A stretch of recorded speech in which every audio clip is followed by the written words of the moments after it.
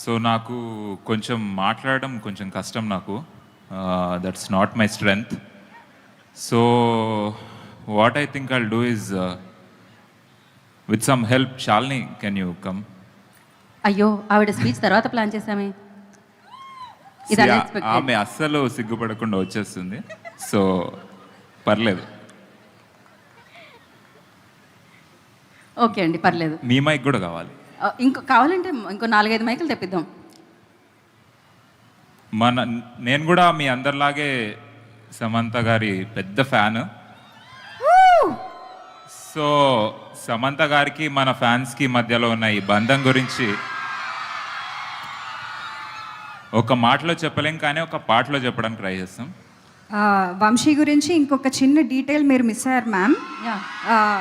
Vamsi actor, writer, డైరెక్టర్తో పాటు ఒక మంచి సింగర్ కూడా. అదే ఇందాక యాక్చువల్లీ యాడ్ చేస్తూ ఆగాను, ఇప్పుడు కన్ఫర్మ్ చేసేస్తారు. సో ఇప్పుడు ఈ పాట ఫ్యాన్స్కి, మ్యామ్కి, శామ్ మ్యామ్కి మధ్య ఉన్న బంధం కదా. సో నేను ఫస్ట్ స్టార్ట్ చేస్తా, దాని తర్వాత నువ్వు పాడతావా? ఆ బంధం చెడగొట్టకుండా వాడు. సార్ నేను ట్రై చేస్తాను. నేను వంశీ అంత మంచి సింగర్ని కాదు, సో ప్లీజ్ ఎక్స్క్యూజ్ మీ. నేను ధైర్యంగా పాడు. సరే, టెన్షన్ వస్తుంది ఆల్రెడీ.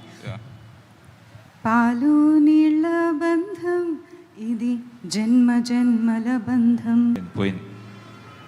మళ్ళీ ట్రై చేస్తా. ఫస్ట్ ఇట్లా పెట్టు,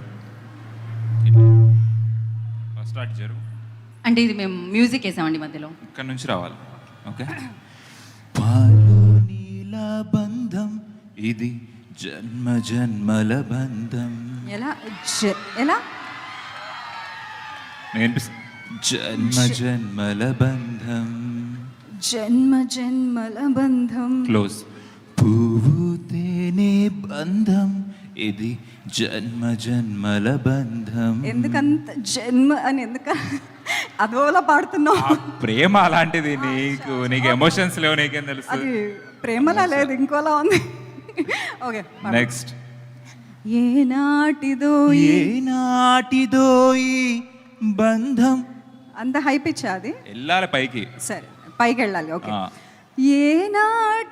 ఏనాటిదో ఈ బంధం, ఏనాటిదో వినో, ఏనాటిదో ఈ అనుబంధం, ఎన్నో నోముల ఫలమే ఈ జన్మ జన్మల బంధం.